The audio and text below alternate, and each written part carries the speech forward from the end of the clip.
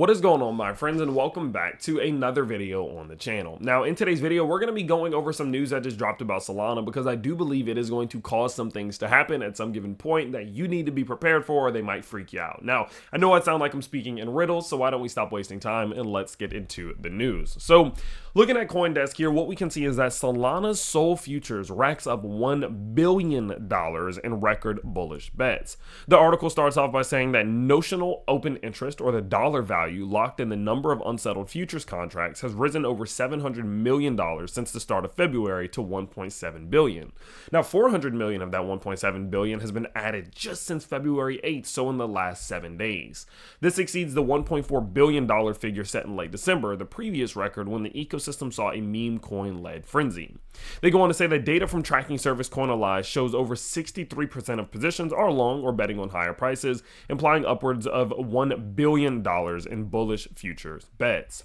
They go on to say and make a clarification that leverage, however, is a double-edged sword. It magnifies both profits and losses and is known to inject volatility into the market. Remember that because we're about to talk about it. The use of high amounts of leverage can often lead to a sudden and rapid movement of any token, as a price or fall may trigger liquidation events.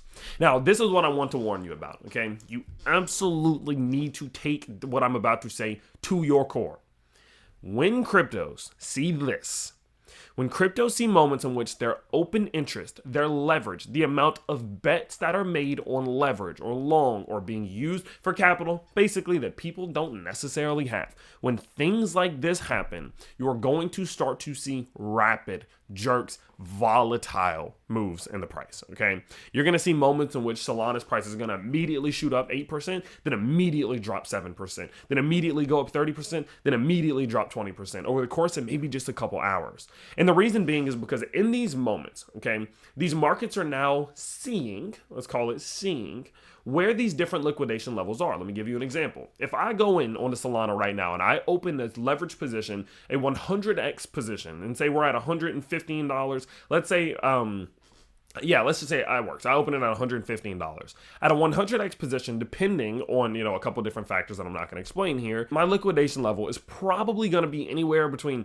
$108 to $110. It's rather close, right? Because I'm leveraging on so much. And these market manipulators is what I call them, right? The people who make the market do what the market does, they can see that.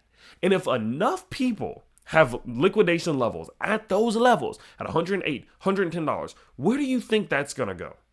Where do you think that's going to go? The market, of course, is going to go down there, liquidate those people so that those market manipulators, the people who do pull the strings, they're going to come in and swoop up and take your Solana or take your ETH or take your Bitcoin or take whatever it may be. But in this example, your Solana. But funny thing is at the moment that the price falls like that, boom, and immediately starts to pull back, what's going to happen? People are going to get excited or they're going to get desperate and they're going to start shorting the market, expecting the market to continue downwards. What's going to happen? They're then going to have liquidation levels at $115. Boom, the market flashes back up towards $115 and continues about its merry way, right? Liquidating people to the downside and then liquidating people to the upside. And these are the things that we saw in 2021 cause people to lose so much, and maybe not necessarily lose money per se, unless they got liquidated, but it caused them to not make as much money as they absolutely could have if they quite simply just didn't do stupid shit with leverage, okay? And so what you need to understand is that in these types of moments, you need to make sure of two things. First and foremost, if you are using leverage, okay, which I'm not against leverage. I personally use leverage, okay? I'm not against leverage, but if you're going to use leverage, you have to use it smartly. Should you be going long on Solana with a 100x position right now? Probably not. Should you be going short on Solana with the 100x position right now? Probably not. Should you be doing that if you have a strategy that you've implemented over the course of multiple months or years and you have stop losses and take profit levels that you've implemented to where it won't really hurt you at all if you lose? Sure thing. But if you're not in that position, you shouldn't be doing it. That's number one. Number two, you need to make sure you have your emotions in check now. Because now we're in euphoria. Now we're in a moment where everyone's excited. Now we're in a moment where things are looking good. And just like that, it's going to flip. And we're going to see boom. And we're going to see the drop. And that's just how this goes. Might not happen now. Might happen at $150 or $170 or $140. You never really know, right? But at some given point, we're going to see that volatility enter the market, which is going to boom, boom, boom, boom, boom. And the market's just going to start going crazy. It's going to freak you out. The market might fall out of nowhere. And these news articles are going to release that everything is going down and there's panic in the markets when realistically they're just creating creating that panic because no one's really tripping out that much because we're used to this shit, right? But if you're new here, or if you don't remember what 2020 was like, let me remind you. The best days, the most bullish days were followed by the most bearish days we've ever experienced, right? And those bearish days, oftentimes in a bull market, maybe last 24 hours, maybe last 48 hours, but they're long enough that new investors or emotional investors will be dumb enough to sell all of their crypto because they freaking panic, and then they have to buy it back in at a higher price because those whales or those market manipulators, they got you. Okay, they got you.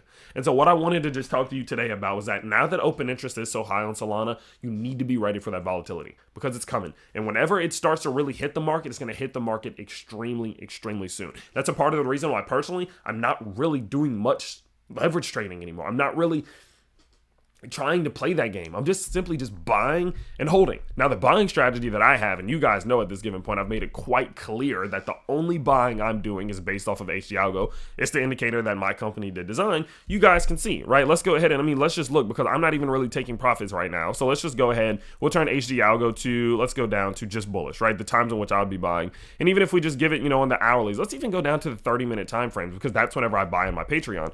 You guys can see, these are just the times that I'm buying.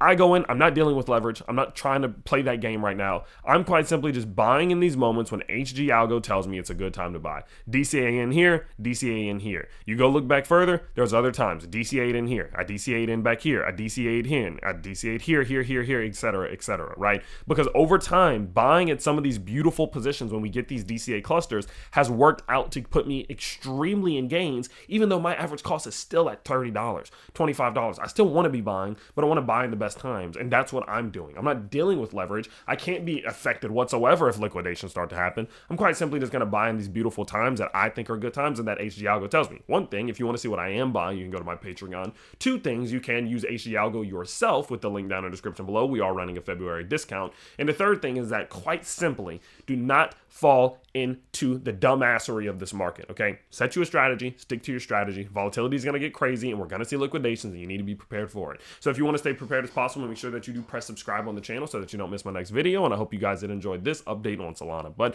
with that in mind, of course, again, I will see you all very soon in the next video coming out in about a couple hours here. So I'll see you then and I'll see you next time. Peace out, everybody.